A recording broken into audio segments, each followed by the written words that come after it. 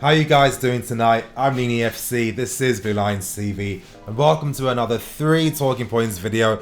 It's going to be 3 this time because I don't want to keep repeating previous points I've made in other videos. But you guys, in today's 3 talking points video, I'm going to be talking about why I feel Sarri is still the right man for us. I'm going to be talking about whether Sarri's realised the errors of his ways. And to wrap up this video, I'm going to be talking about the ability of the squads.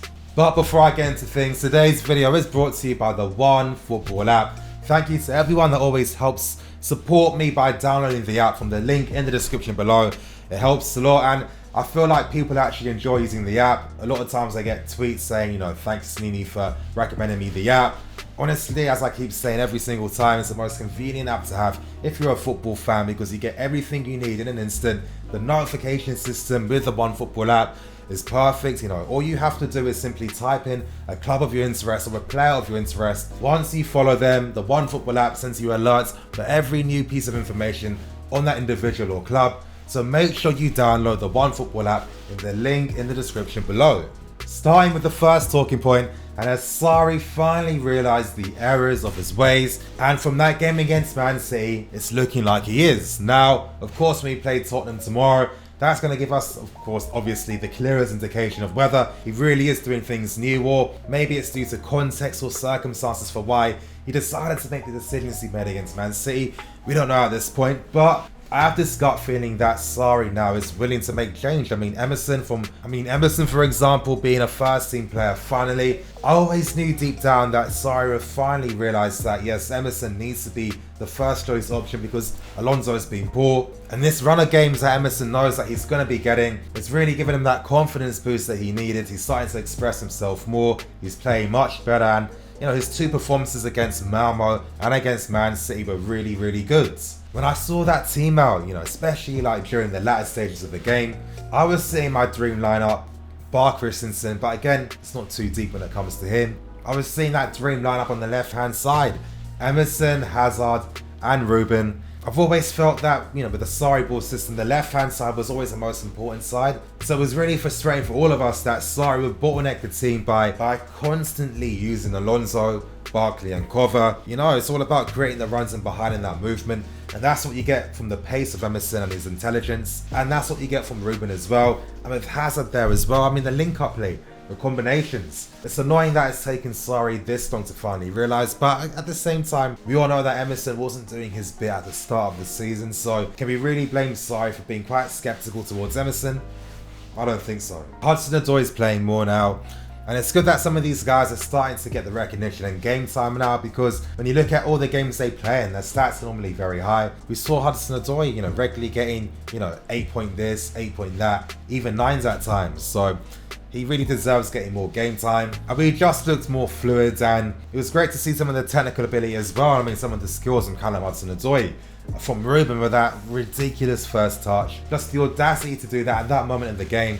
And then to play a perfectly weighted defense splitting pass. The guy's a top player. I feel like Sarri should get a bit of credit though, because, during quite a lot of the season, actually that's not fair, not during all the season, but since the latter stages during winter, Sarri has been becoming way more stubborn. Very stubborn with his team selections, sometimes with his tactical approach as well. I've critiqued him sometimes for his game management. For example, if you know that the team aren't looking like they're going to score playing Sarri ball, bring Giroud on and play a bit more direct. That seems to help them out. But it looks like the pressures he's facing now, knowing that he might get sacked for us, it's almost as if that is giving him that clarity to really assess everything clearly and start to make the most obvious decisions. And of course, we're a team, in my opinion, that needs to score because we don't get enough goals. That's been our issue for so many years, and I think that it's time now to start using the technical, good attacking players, because that's the only way we can do justice to your system,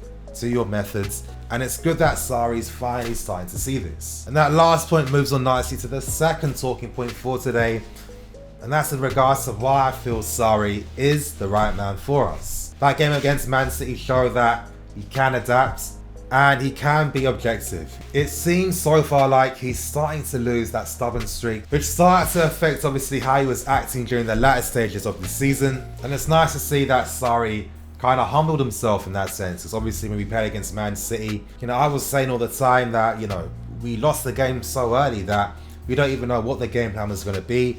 But Sarri came out to state that they were looking to use a high pressing system against Man City, and obviously we paid the price for that. That was when Sarri was in his stubborn streak, but as I keep saying, I feel like he's starting to lose that now, and he went back to basics because, again, the system we used when we beat them 2-0 was perfect because we stopped Man City. In the game in the Carabao Cup final, we did the exact same thing again.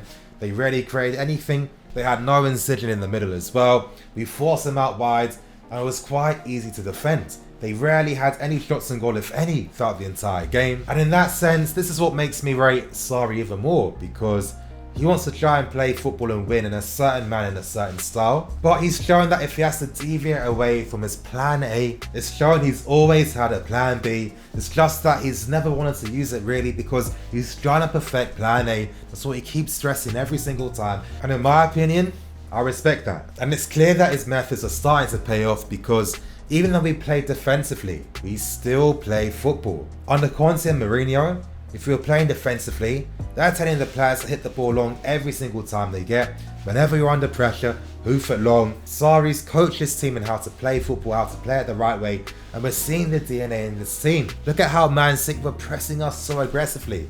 Look at that. We kept our composure. We kept possession of the ball. We beat their press.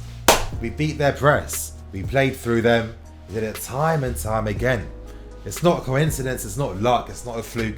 This team's that good and they can do it. The foundations are in place. And I don't know, I kind of feel like maybe with Sarri's brand of football, maybe a lot of the fans have forgotten what attacking football is like in that sense. You know, anytime I go to games, even when I was in the stands in the game at Wembley, a lot of people still panic whenever we come to playing out from the back. You hear it all the time. People constantly screaming hoof it long, play it long. I'm not gonna lie, I even made the mistake myself of saying the same thing. And of course, I was completely wrong. They kept possession of the ball, they played through City with some beautiful football at the back. And I was happy to see that, I was happy to be shut up. And it's just further proof that Sarri, all the guy needs is some time to really implement his system even more, get some of the right personnel. Hopefully that can be from smart acquisitions from the loan army, and hopefully signing some key personnel as well. We don't need so many players. I'm not gonna lie, I'd love to see someone like a Nicolas Pepe here. If you guys look at the part where obviously we played that beautiful 15 seconds of football where we completely just cut through Man City, it was prime Sarri ball. Hazard skips past one, he skips past two, he lays it off to Pedro, and what does Pedro do? He messes up, he goes for the cutback. And I was thinking, if that was a Nicolas Pepe, you know what he would have done? He would have been running onto that ball with his body open to receive the ball, so he could bury it in the bottom corner. He would have scored that goal if he was in that position. And that's what I mean by execution. If a goal had come from that, we'd be talking about that goal for how long?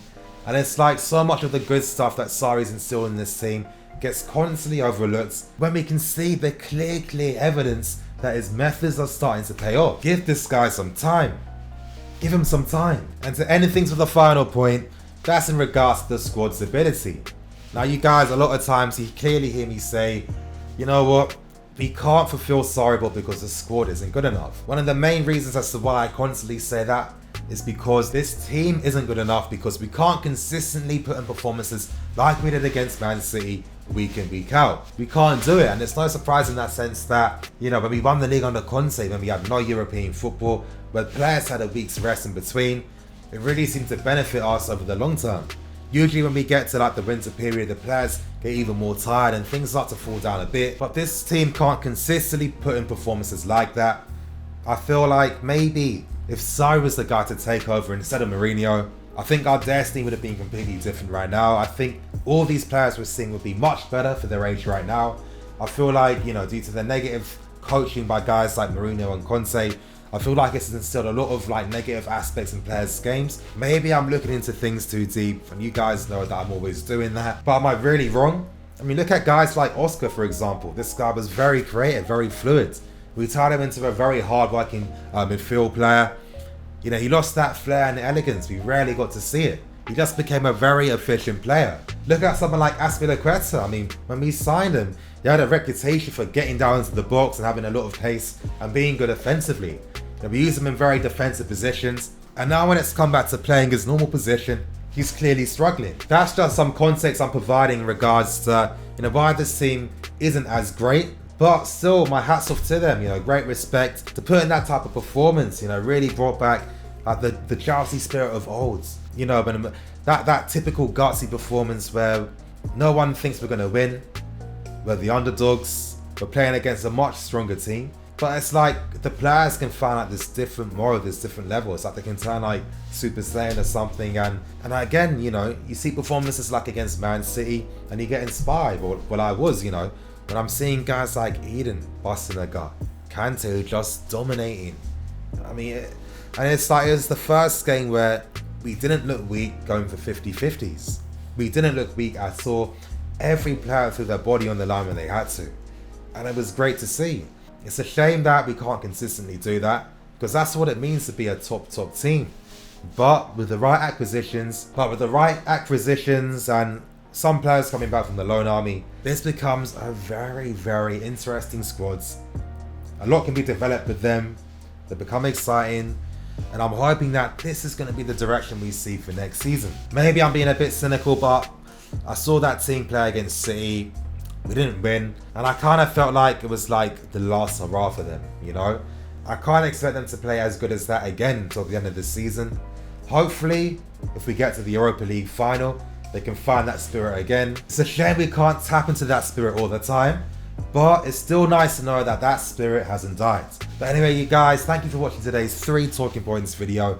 Please like, comment and subscribe. I have released a match preview for the game against Spurs tomorrow, so definitely stay tuned for that. And of course, I got a ton of videos. I've got my interview with the Jalaba.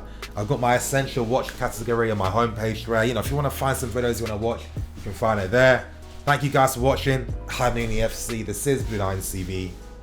Signing out.